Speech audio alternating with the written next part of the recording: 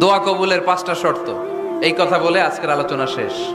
এই যারা বলেন দোয়া কবুল হয় না, দেখেন নিজেদের সাথে মিলে কিনা।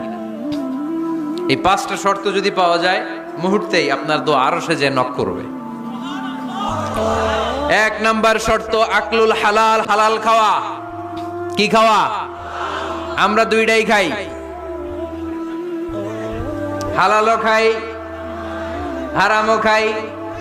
বেশি খাই কোনটা? হ্যাঁ, কি খান? আমি কই নাই কিছু, আপনারাই কইছেন। নিজের উত্তরে নিজে ধরা না। হারাম খেলে তো দোয়া কবুল হয় না। লা ইয়াদখুলুল জান্নাতা জাসাদুন গুযিয়া বিল হারাম। ওই দেহ কখনো জান্নাতে যায় না যে দেহ হারাম খেয়ে বর্ধিত হয়েছে। কেন দোয়া কবুল হয় না? মিলিয়ে নেন নিজের জীবনের সাথে, জাস্ট একটু মিলিয়ে নেন।